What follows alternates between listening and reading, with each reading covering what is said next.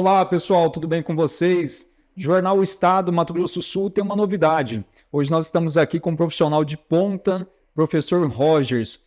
Rogers, tudo bem com você? Tudo bem, Michel, e você? Tudo ótimo. Rogers, me conta um pouco da sua trajetória. Como que funciona a sua parte profissional e acadêmica? Isso me interessa bastante. Legal.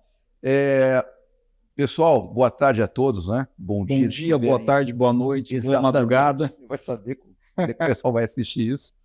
Então, na verdade, eu sou um engenheiro de formação, né? Eu comecei na década de 90 no Cefet. Para quem não conhece, o Cefet era um Centros Federais de Educação Tecnológica, uma herança do governo militar, aliás, uma boa herança, por sinal, né? E eu fiz engenharia, né? Me formei mais ou menos exatamente em 2000, mas eu já trabalhava muito cedo, né? Eu fiz muitos estágios na indústria. Eu basicamente era um profissional de indústria. O Cefet tem uma tradição muito ligada à área técnica, né? Tecnológica. Principalmente foi uma seara de técnicos que depois fizeram engenharia. É um pouco diferente hoje. Eu sei que o Sistema S cuida disso através do Senai, IEP, né? Outras instituições. Mas na época, quem fazia esse fornecimento de mão de obra qualificada era o Cefet. Claro, engenharia tinha outros centros também, né? Mas eu preferi fazer no Cefet pela formação que dá, que a gente tinha como resultado. E o interessante é que hoje esses engenheiros são conhecidos como moscas da cabeça branca. Você não encontra mais esses caras no mercado, estão todos em diretoria, né? Ou em consultoria, né? Que é a mentoria de hoje. Que é a mentoria de hoje. Então, isso me ajudou muito porque me deu uma boa base de indústria. Porque uma das críticas que a gente tinha na época, e era muito frequente, é que a minha geração, a geração X, ela veio enforcada por causa do pessoal dos boomers que estavam no mercado de trabalho, eram muito competitivos. Por outro lado, você não tinha experiência. Como é que você adquirir experiência se você não estava no mercado? Então, a nossa saída foi estagiar. Eu fiz muito estágio, estagiei demais. Então, eu já tinha uma certa experiência como estagiário. E quando eu me formei, eu já estava completo. Fui trabalhar na Renault, na época, né? Fui recém-contratado pela Renault, fiquei um tempo lá, e depois eu comecei a ir para outras indústrias também. Adquiri experiência na indústria de óleo e gás, né? Além da indústria automotiva, evidentemente, indústria de energia, né? Trabalhei depois 10 anos para a cadeia de papel e celulose, já como consultoria. Então, isso foi dando cada vez mais experiência, né, aliada à formação. Mas eu sempre, desde o começo, eu gostava muito da área de riscos. Então, eu fiz uma pós em engenharia de segurança do trabalho, que, na verdade, era focada em segurança do trabalho, mas não me satisfez, eu queria um pouco mais. Só para entender uma situação, o que seria gestão de riscos? Essa é uma boa pergunta, porque dependendo para quem você pergunta, você vai ter uma resposta completamente diferente. Muda isso. Hoje não é mais assim. Na verdade, a gente tem duas grandes escolas de gerenciamento de riscos, né? Primeiro, por que gerenciamento e não gestão? A gente entende que gerenciamento, você tem todos os processos de planejamento embutidos. Então, você planeja o que está fazendo, né? A gestão, ela não necessariamente tem planejamento embutido. Então, você pode estar simplesmente reagindo a uma situação, apagando incêndio. Então, é interessante usar o vernáculo gerenciamento. E por que gerenciamento de riscos? Porque a gente entende o seguinte, que nas empresas, nas organizações, se você não gerenciar oportunidades e ameaças, você acaba sendo controlado por elas, né? E aí, vou voltando para te comentar sobre as duas escolas. Hoje tem uma escola que você entende que o gerenciamento de riscos ele é dividido por disciplinas. Então, cada disciplina é uma ilha. Tem aqui a ilha de segurança e saúde ocupacional, a ilha de qualidade, a ilha de manufatura, a ilha de produção. Então, só que isso não funciona em gerenciamento de risco, mas é uma escola. Entendi. Então, por muitos anos, você teve aí mais de 40 anos do gerenciamento de risco ocorrendo por disciplinas. Tem uma segunda escola que entende que isso é consciente e sistêmico. Já vou explicar o que significa isso. Palavras difíceis. Palavras difíceis. Porque, bem, sistêmico é tudo integrado, né? Sim. E consciente porque você precisa ter uma visão da floresta inteira antes de examinar cada árvore. Entendi. Esse Vai é pro o macro, pensamento. vai no funil ali, do maior pro menor. Exatamente. Você tem que olhar o todo antes de você descer para as partes menores. E aí você integra as disciplinas. E tem uma coisa que pouca gente sabe, só quem trabalha com gerenciamento de riscos há muito tempo, é que os riscos eles são motrizes, eles se comunicam.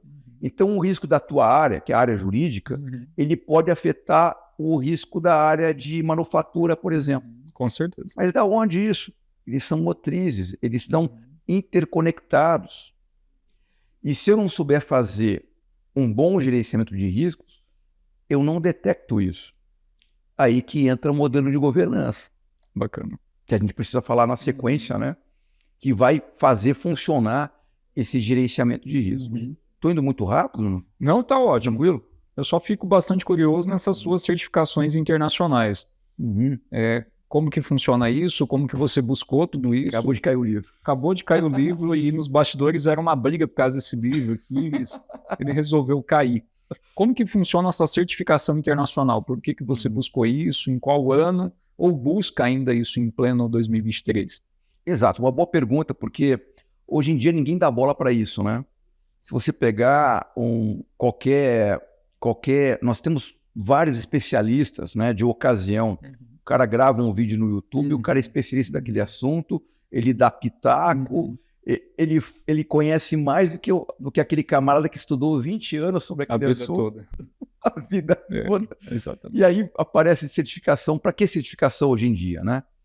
Então, eu acho que toda ciência, eu acredito, todo tipo de conhecimento, ele precisa de uma curva de aprendizagem para se desenvolver. Se você encurta muito essa curva, você corre risco, tá?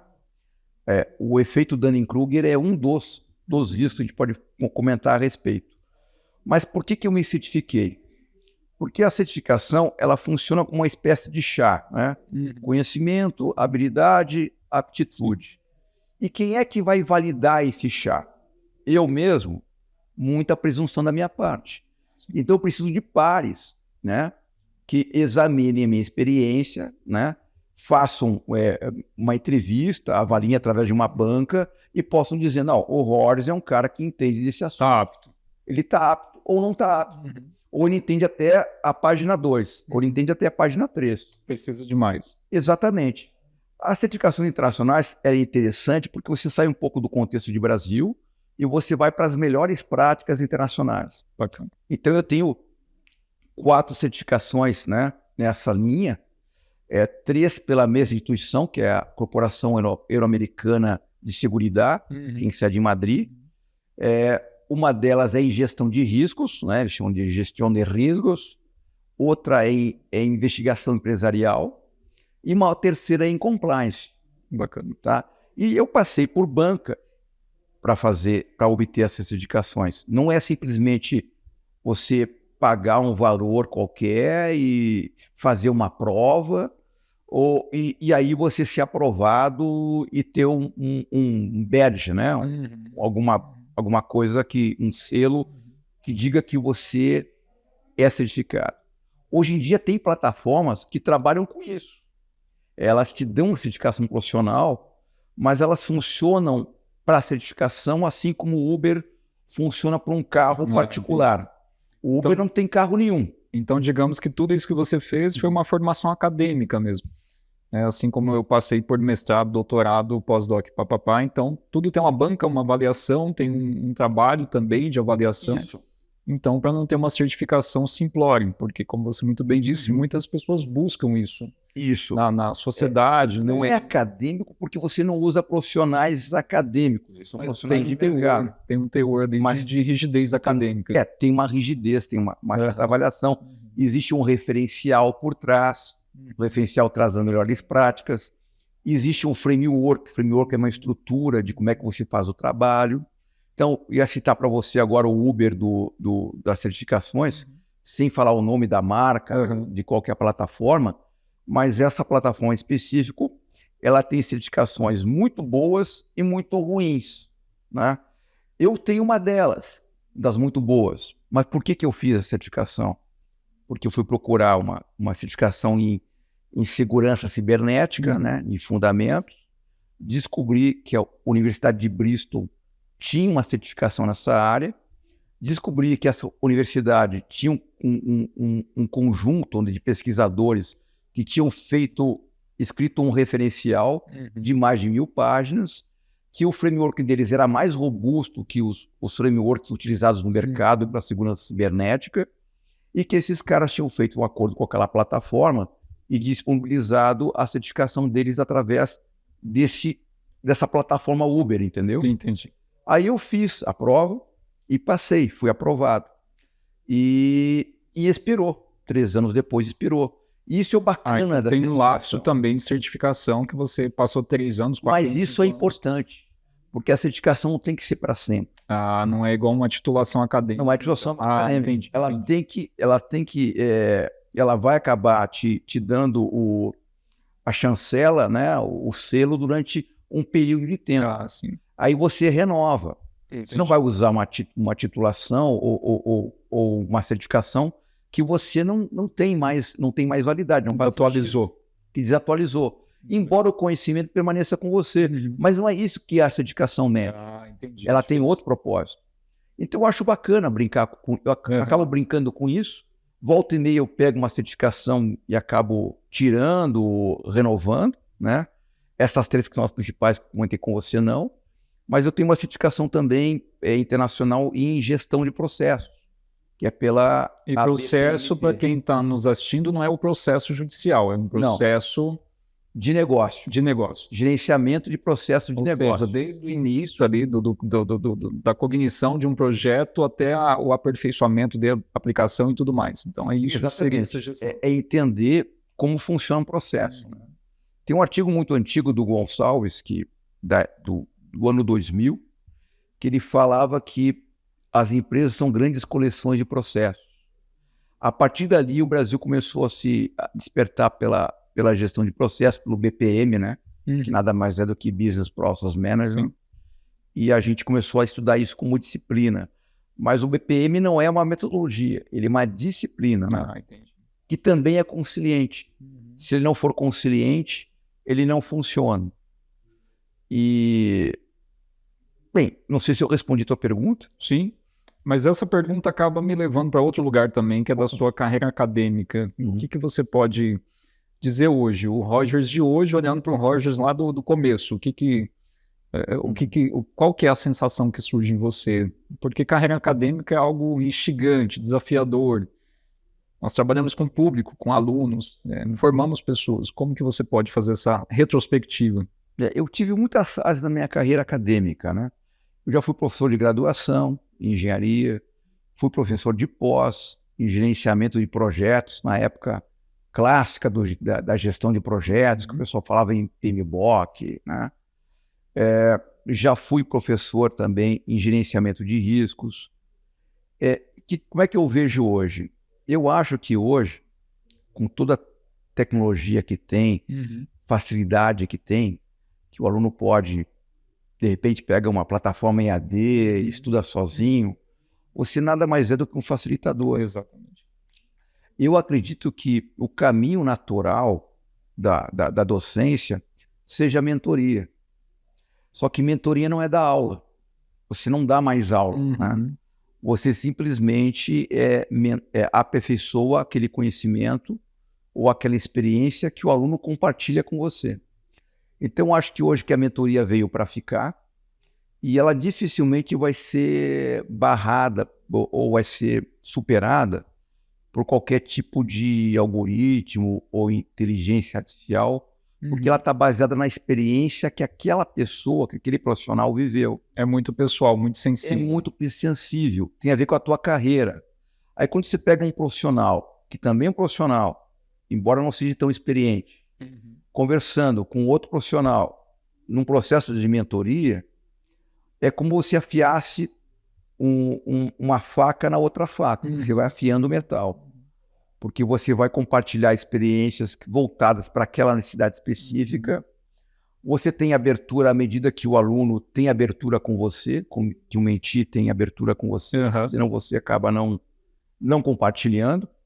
Então, o bom mentor, ele está à altura do bom mentorando. Entendi. Se o cara exige da mentoria, compartilha da mentoria, utiliza a mentoria é boa e o mentor aparece.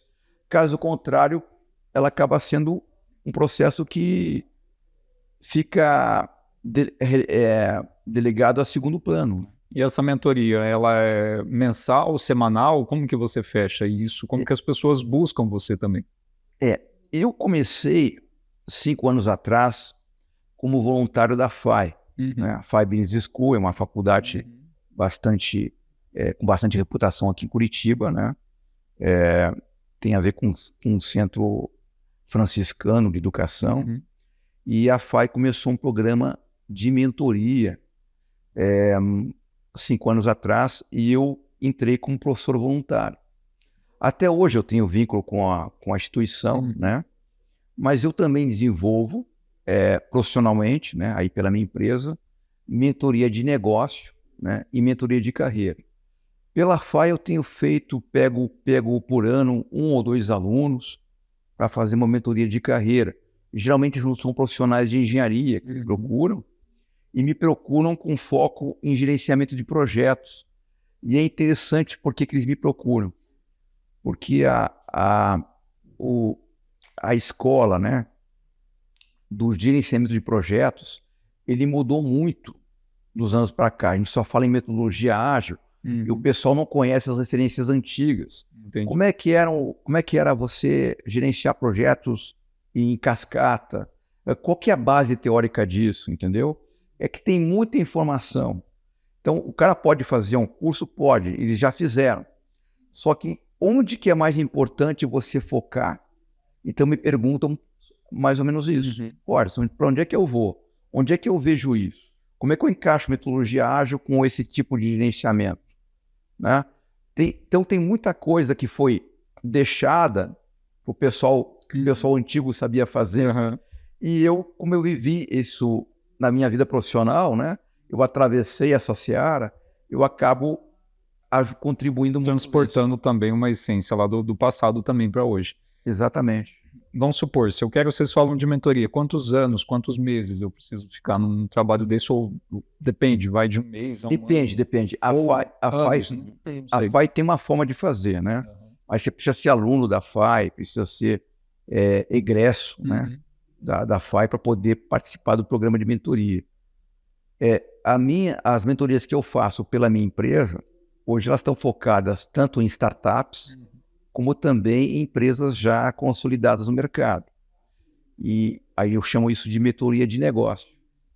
Aí depende, a gente pode fazer de 3 a 4 meses, que eu considero que é uma fase de planejamento, de você olhar o negócio como um todo, fazer todo o diagnóstico e colocar isso em plano de ação. Ou então você faz uma mentoria mais longa, né? Então, tem dado muito certo assim, dessa forma. Mas geralmente a mentoria não é para ser uma coisa muito longa. Eu pergunto porque eu sou mentor acadêmico, então tem gente que me busca assim por questão de 2 meses e tem gente que está comigo há 2 anos. Então, porque a pessoa acaba tentando construir a carreira de professor dela também, mestrado, doutorado e pós-doc, e livro, e como montar isso, como que eu posso montar projeto mais robusto, infoproduto também, que é algo que vem vindo. Então, por isso que eu faço essa pergunta. Mas me explica um pouco o que seria o seu escritório, como que ele funciona, qual que é a pegada dele, como que nós podemos explicar melhor essa questão do seu escritório, da sua marca. Tá. Olha só, com relação à mentoria, só para a gente fechar esse assunto, você colocou uma coisa muito importante, porque depende da necessidade específica, você acaba atendendo, né? Você ajuda também no negócio do mentorando, mas como é um foco mais acadêmico, o objetivo dele é gerar trabalho acadêmico, produção acadêmica, titulação, etc. E não é fácil, né, Michel? Porque não é. CNPq tem várias exigências, você manter um Lattes razoável, tem todo um trabalho a ser feito. Fazendo uma analogia, a mentoria de negócio ela é parecida também. Você antecipa algumas coisas da carreira daquela empresa, daquele negócio, e desenha como se fosse uma trilha. Você tem aqui 3 trilhas possíveis. Essa trilha de gestão, essa trilha aqui interpessoal e essa trilha aqui mais técnica. Entendi. O que você quer desenvolver? Só que o responsável por desenvolver isso não é o mentor, é o mentorando. A mentoria é dele. As minhas são assim também. Ele pode levar 2 anos, 5 anos fazendo isso, só que você vai acompanhar ele durante 3, 4 meses, ou ele pode fazer isso de uma forma mais distribuída. Mas se ele não pegar isso e não colocar isso como obrigação dele fazer, não vai acontecer. Não vai ter eficácia. Porque a carreira é dele, o negócio é dele, entendeu? Exatamente. Ele precisa entender que ele é responsável por isso. As pessoas hoje elas gostam muito de ter liberdade para fazer o que elas quiserem. Só que elas esquecem que, junto com a liberdade, vem a responsabilidade. E formação técnica também, que é algo que a gente não pode perder nunca. Voltando à Terza, Isso. A Terza hoje é um escritório de riscos. O que é um escritório de risco? Vocês perceberam que escritório de risco, agora você já sabe, gestão de risco e tudo mais, como que fica mais fácil de entender. Gerenciamento, né? O escritório de risco é uma evolução do conceito de PMO. PMO era o escritório de projetos da década do ano 2000, né? Década de 90 também, tinha um pouco disso, em que você controlava os projetos, né? O portfólio de projetos e programas de uma empresa, colocava os indicadores de performance e principalmente treinava as equipes. Você não gerenciava projeto nenhum de forma específica, você gerenciava o portfólio. Então, grandes projetos de engenharia, você precisava de escritório de projetos, senão você não conseguia fazer, tá? Escritório de processos foi uma evolução desse primeiro conceito do PMO. Então, você, além de ter que gerenciar projetos, você também gerenciava processos, porque tem operações permanentes que são contínuas nas organizações, que elas não são projetos, elas são operações permanentes, elas são processos, programas já montados. Então, o BPM ajuda nisso também. E a evolução desse conceito natural é o escritório de riscos, que você trabalha com a gestão de riscos voltada nesse contexto. Então, você gerencia tudo que o cliente tem, né, e coloca isso numa perspectiva de forma a você evitar ou prevenir que tenha riscos, né, no processo do cliente. Isso é interessante porque que muda? Aqui no Brasil a gente não dá muita bola para isso, mas lá fora, né, no exterior, existe muito o papel do risk officer, o escriturário de riscos, que é o camarada que é responsável pela segunda linha. Aí a gente vai ter que falar necessariamente em modelo de governança, tá? O modelo de governança, nós temos alguns aqui no mundo, né? O Brasil, que eu conheço, que o pessoal utiliza bastante, é o modelo de governança das 3 linhas de defesa do Instituto de Auditores Internos, né? Que é um modelo internacional também. Não, também. A FERMA também, que é a Federação de Associados de Gestão de Riscos da Europa, também utiliza, né, o mesmo modelo. O IBGC, que é o Instituto Brasileiro de Governança Corporativa, utiliza um levemente parecido, mas não muito diferente disso. Tem umas diferenças sutis, mas basicamente são 3 linhas. Então você tem a primeira linha, que são as gerências funcionais, que é o pessoal que tem a equipe, né, que tem que fazer o trabalho, tem que fazer o controle. Você tem uma segunda linha, E aí que entra a gestão de riscos. Mas essa equipe ela é fixa ou é uma equipe que você consegue montar ao longo do projeto também? Aí que tá, porque você não tem equipe. Você Entendi. tem responsabilidade, mas não tem autoridade. Entendi. Não na segunda linha. Você orienta, supervisiona, né? Você fiscaliza, você faz as medições, mas você não tem equipe. Entendi. E a terceira linha é a auditoria interna, que pode reportar diretamente ao Conselho Administrativo ou pode reportar à presidência, dependendo do modelo. Mas basicamente são essas três linhas. Em 2020, o Instituto de Auditores Internos reviu esse modelo, tirou o nome defesa, mas ficou o modelo das três linhas do mesmo jeito. E há muita mistura hoje no que faz a primeira e a segunda linha, por exemplo. Mas, basicamente, se o camarada só executa, ele não está fazendo o papel da segunda linha. Entendi. Quais são os papéis da segunda linha? Gestão de riscos corporativos, gestão de compliance, gestão de continuidade de negócios, privacidade e proteção de dados, que é o papel do DPO, famoso encarregado de dados. Né? Ele pode ser um DPO as service, né? Como um serviço, feito por uma pessoa jurídica, mas ele também pode ser um papel da segunda linha. E até teve um caso interessante que a gente mostrou nas nossas aulas, né, do MBA, que um think tank dos Estados Unidos comentou, olha, o DPO é uma função da segunda linha. Está aqui no documento. Não importa se for um cara do jurídico, for um cara do RH, for um cara de uma força-tarefa, mas ele se destaca dessas linhas funcionais e vai para a segunda linha para fazer esse trabalho. Geralmente, você vai ver que a gestão de risco está ligada a uma diretoria de riscos e compliance nas empresas. Tem vários modelos, várias formas de fazer. Então entra o advogado aí também nessa situação. Entra, porque o jurídico também é uma função de segunda linha. Entendi. Isso é interessante, né? Você vai ter gente da primeira linha no jurídico quando o cara é um operador jurídico.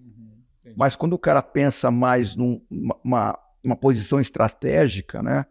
Modelo de contrato para a empresa inteira. Como é que a gente vai fazer aqui nosso procedimento para licitação? Entendi. Então, você de alguém mais graduado que pense de forma estratégica e que posicione a empresa. Então, Entendi. Você vai ter um jurídico na segunda linha também. Por que essa questão ganha tanta relevância hoje, assim, Rogers? Por que isso está ganhando... Até fiz 2 bancas na semana passada de TCC da Universidade Federal de Mato Grosso do Sul. Opa! E tinha também essa questão do DPO, do encarregado e tudo mais. Mas por que isso está ganhando bastante força hoje, bastante espaço de mercado? É uma necessidade também da Lei Geral de Proteção de Dados? Tem alguma ligação com isso? Eu acredito que o novo petróleo é informação. Então você não tem mais... não é tão importante quanto era antes você ter a posse sobre bens, né? A gente vende muito acesso, a gente vende muita informação. Conteúdo. Existe toda uma economia nova, né? Que é uma nova matriz econômica, que é a economia de dados. Então, não é à toa que você tem empresas de tecnologia, como as Big Techs, mas elas estão à frente, né, de um modelo econômico onde o beabá, né, a moeda, é informação, é dado. Entendi. E nós somos fonte de dados. Eu e você, por exemplo. Dizem que o Facebook tem aí mais de 30 mil pontos de dados sobre cada pessoa, para ser generoso. Né? Então, até teve um camarada que fez uma brincadeira, ele é professor sueco, ele é um cientista de dados, e ele criou uma planilha do Excel, e depois ele acabou refinando como algoritmo. Ele fez uma brincadeira, ele pegou os amigos dele mais próximos e começou a rastrear postagens que esses amigos faziam, né? E colocou nessa tabela. Entendi. Aí ele conseguiu mais ou menos identificar as preferências pessoais daquele grupo de 30 pessoas e definiu mais ou menos um tabelamento de 15 a 20 preferências pessoais por pessoa. Isso fazendo uma planilha ou num algoritmo bem simples. Ele fez uma pesquisa ali e tabulou isso. E conseguiu tabular. E aí publicou. E ele conseguiu ter inferências sobre preferências pessoais do que aquelas pessoas iam fazer a seguir sem consultar aquelas pessoas. Só pelo comportamento em rede. Só pelo comportamento em rede. Agora imagina o que um Facebook, uma Meta faz com os teus dados, né? Só que esses Às dados... vezes é bom nem saber, né? Esses dados não são da empresa. Uhum. Eles são pessoais. Eles são seus. Pode ser até dados sensíveis, não é mesmo? Por exemplo, um prontuário médico. Exatamente. Mas são dados seus, é daquela pessoa física. Como é que uma empresa pode utilizar desses dados que não é dela e fazer isso e repassar para terceiros? Por exemplo, quem nunca, né, está andando na rua, você está próximo da livraria e de repente no teu celular aparece um pop-up lá, propaganda da livraria tal. Como que sabe que existe isso? Propaganda do Starbucks. Desculpa aí, Starbucks, mas é isso, né? Como é que o cara sabe disso? Né? Por exemplo, o Netflix agora está com uma grande polêmica porque ela mudou o modelo de contrato dela. De compartilhamento de senhas. Exatamente. E, por exemplo, tem uma amiga minha que ela tem várias residências, né? Então, ela utiliza no notebook, utiliza no Fire TV, etc. E quando ela foi para um outro logrador ou para um outro endereço IP, automaticamente, quando ela ligou a televisão, o Netflix mandou ela fazer... Pagar um pacote mais robusto. Pediu isso ou pediu para ela configurar, para ela validar aquele acesso. Como é que o Netflix sabia que ela estava naquele endereço? Né? Sendo que estava funcionando perfeitamente sem ela estar no local. É porque pela geolocalização do celular, eles sabiam que ela estava ali e ali, não coincidentemente, abriu aquela página para poder validar ou não. Então não existe mais coincidência, né? É tudo monitorado mesmo. É tudo bem monitorado e existe esse casamento, né? Isso facilita muito a vida das pessoas, mas também pode ser considerado uma invasão à privacidade. Quem é mais grilado com isso são os europeus. A gente não tem. Eu tenho amigos que passam fita isolante na câmera do celular, do computador, do tablet. Você é desse? Eu tinha nesse tablet. Ah, você tinha desse? Tinha nesse tablet. Falei assim, pô, é melhor eu parar com isso. Tá ficando feio. Tá ficando feio. Mas é interessante tocar nesse assunto. Mas antes de a gente falar sobre essa questão de invasão de privacidade, o que a Europa tem feito? É que a Europa, ela não viveu, ela não teve uma big tech para chamar de sua e falar, olha, a gente vai fazer desse jeito, tal, vamos explorar os dados. Ela não teve esse Vale do Silício. Então, ela montou uma porção de regras para se resguardar, para resguardar a privacidade dos seus cidadãos. E fez bem. E daí veio uma legislação muito, muito urgente, que é a GDPR. Fez primeiro a preparação e depois partiu para essa questão da lei em si. Que é a General Data Protection Regulation, que é a GDPR. Essa legislação, ela que colocou no mapa privacidade e proteção de dados. Porque antes você não falava disso. Hoje você tem uma regulação na Califórnia, você tem a LGPD no Brasil, Lei Geral de Proteção de Dados, mas não do jeito que os europeus fizeram. Eles fizeram e fizeram valer. Então, quem acabasse descumprindo as regras ia ser multado e muito bem multado, para entender que a coisa valia, que era para valer mesmo, que não tinha escapatória. Começou em 2018 e até hoje é referência, né? Volta e meia existe uma discussão com relação se a GDPR ela é tão efetiva como ela foi no passado. E a pressão sobre ela é muito grande. Porque você tem a China, e a China também é uma potência cibernética. Sim. Você tem as big techs americanas, que volta e meia eles testam os controles para ver se funciona ou não, né? Sempre tem o WhatsApp lá na Irlanda, ele é campeão de contravenções, de multas, ele está sempre tomando nota técnica. A nossa Autoridade Nacional de Proteção de Dados fez uma nota técnica para o WhatsApp, mas não é nada perto do que eles já receberam das autoridades nacionais de proteção de dados Entendi. de cada país europeu. Na Irlanda, então, eles são os maiores concursos, né? Eles estão sempre pontuando.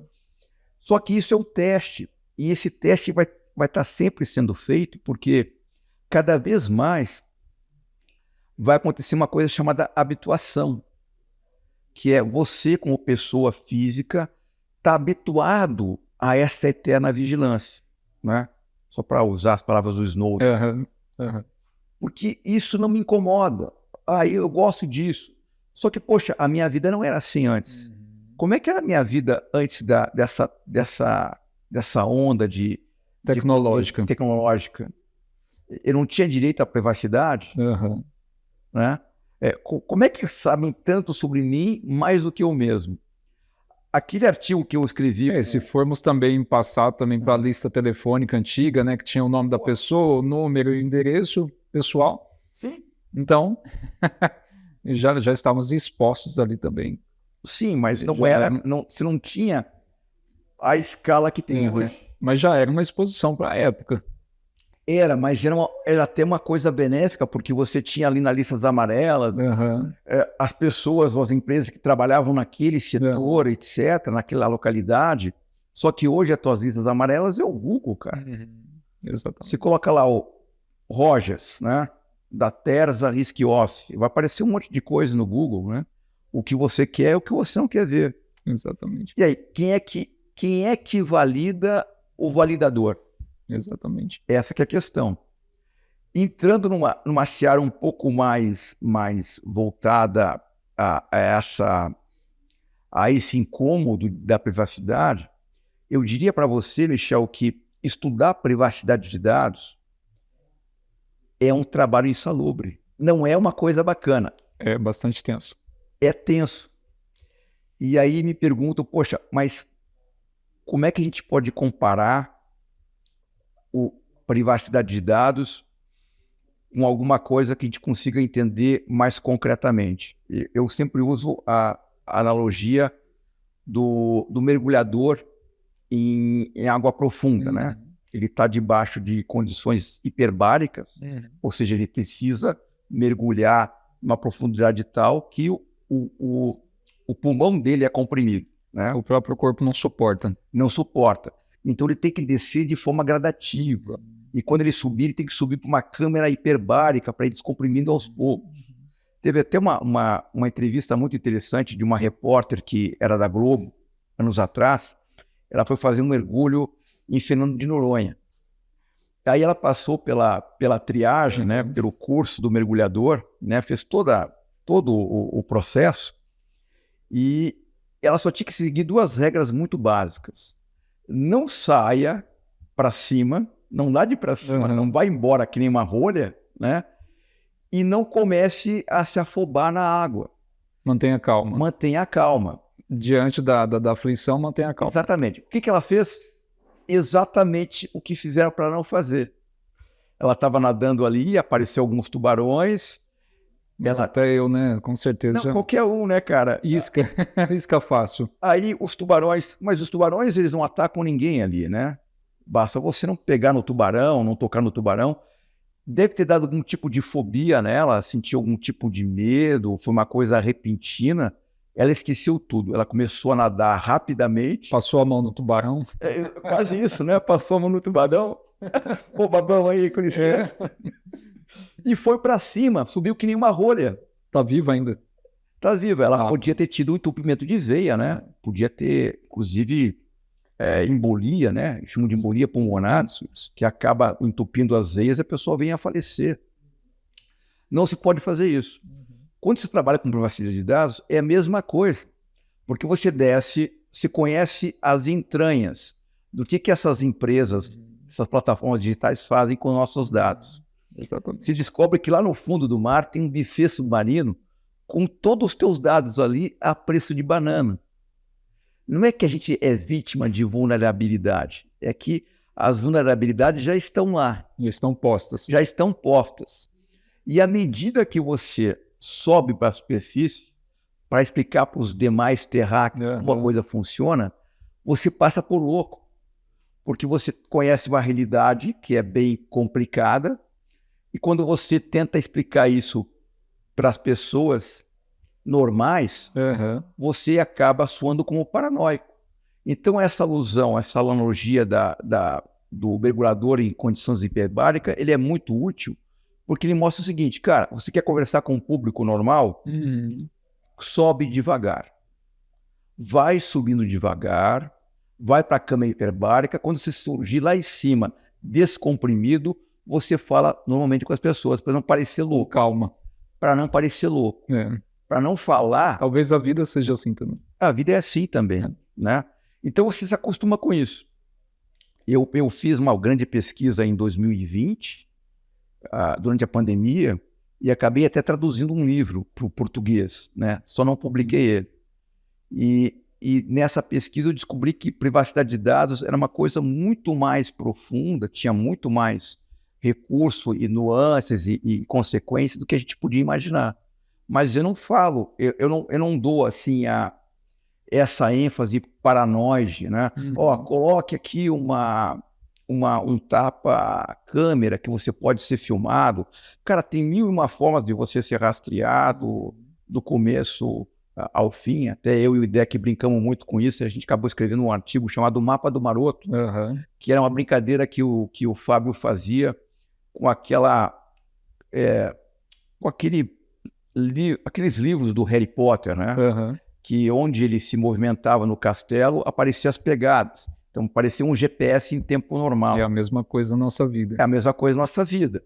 Então, só que eu levei a sério a brincadeira e escrevi um artigo sobre isso. Escrevi, o Mapa do Maroto existe, ele funciona assim, e tem mais. Tem uma base americana que foi revelada, uma base secreta americana, foi revelada porque os militares que frequentavam aquela base usavam um aplicativo chamado Strava, e o Strava era baseado em geolocalização, e cruzando os dados de todo aquele pessoal que trabalhava na base, dava para localizar, né, um local comum de onde eles vinham, que era a base militar. Então, uma base militar secreta americana foi revelada por um aplicativo de geolocalização. Porque estava tudo exposto também. Você quer mais Mapa do Maroto do que isso?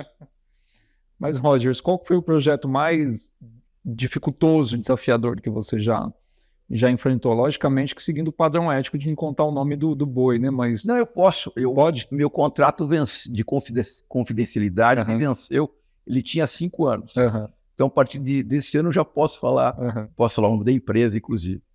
Mas nós tivemos em 2018, né, um desafio muito grande de implantar o plano diretor de gerenciamento de riscos de uma grande multinacional francesa. Tá? Não é a Renault, para quem quiser saber, não era a Renault. Não é essa. Não é essa.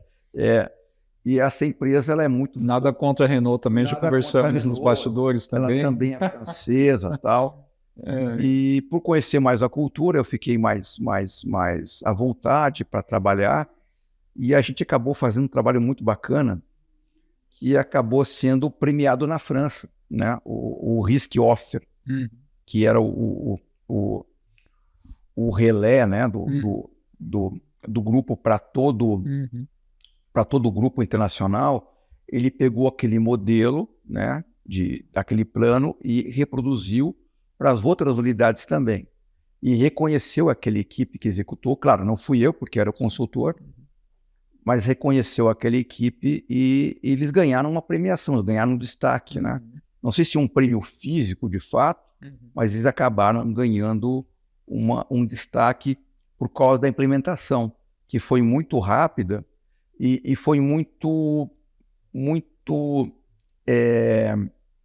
até o diretor de riscos na época dizia, cara, menos é mais.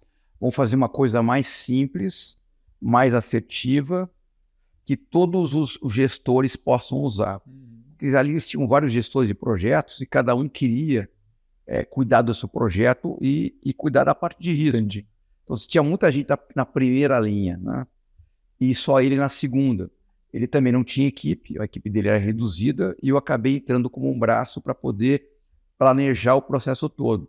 Foi um sucesso, cara. Em menos de um ano, a gente fez a implementação, foi reconhecido lá fora, Tem uns casos interessantes para falar, não sei se eu posso falar aqui.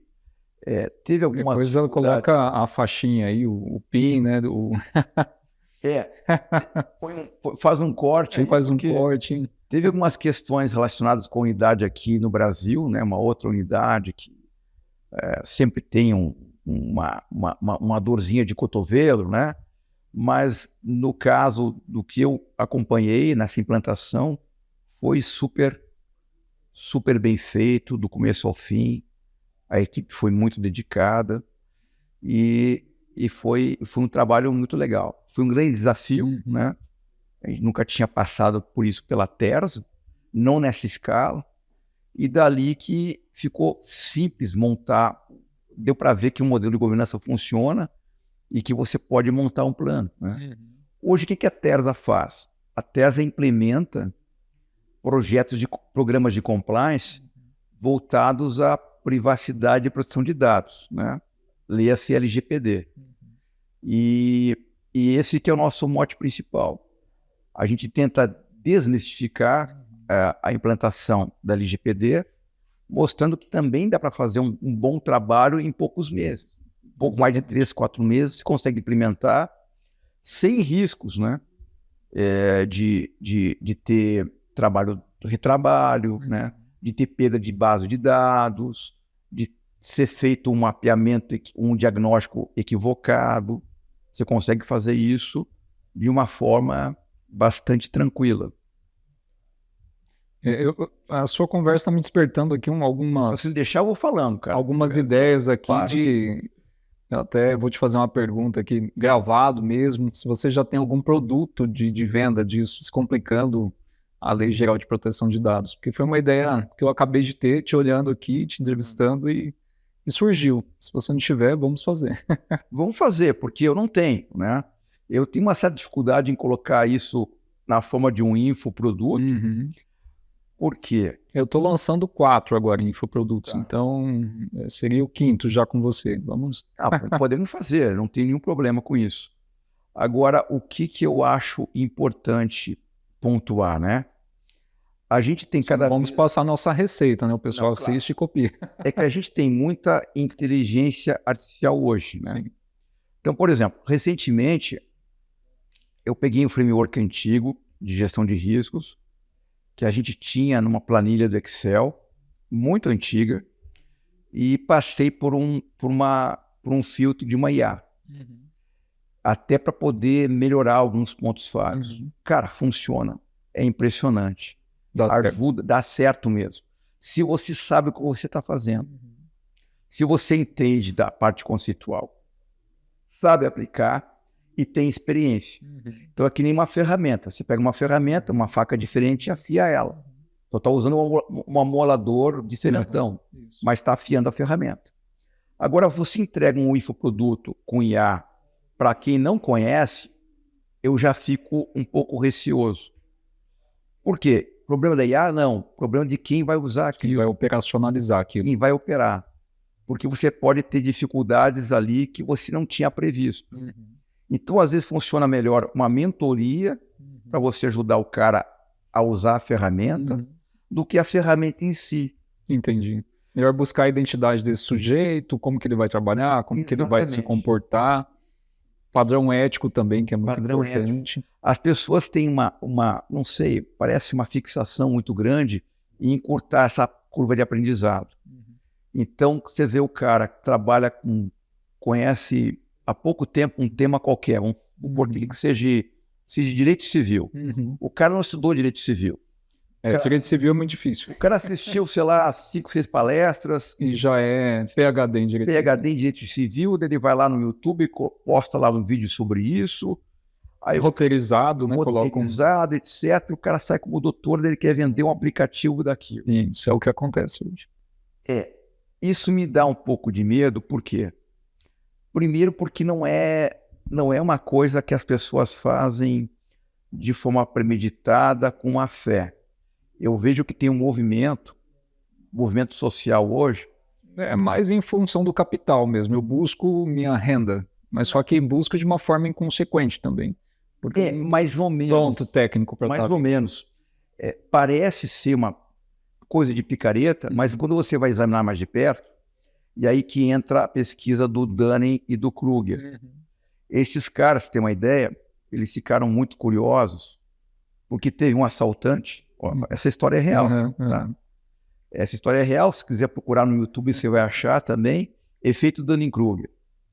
Então, teve um camarada que foi assaltar um banco, ele apareceu lá sem máscara, prendeu o balconista lá, o bancário, pegou o dinheiro e foi para casa.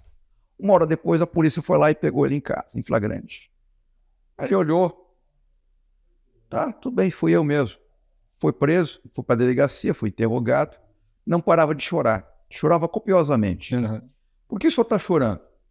Ah, vocês me reconheceram, não era para vocês terem me reconhecido. Eu pinguei 10 vezes o suco de limão na minha cara. Era para que eu tivesse invisível nas câmeras. Sim, entendi. Ele seguiu uma fórmula mágica. Ele seguiu uma fórmula mágica que não é do Harry Potter, né? Não era do Harry Potter, mas que ele estava convencido que funcionaria. Você quer ver isso? O raio cai 2 vezes no mesmo lugar? 2020. Presídio de Cambé, aqui no Paraná.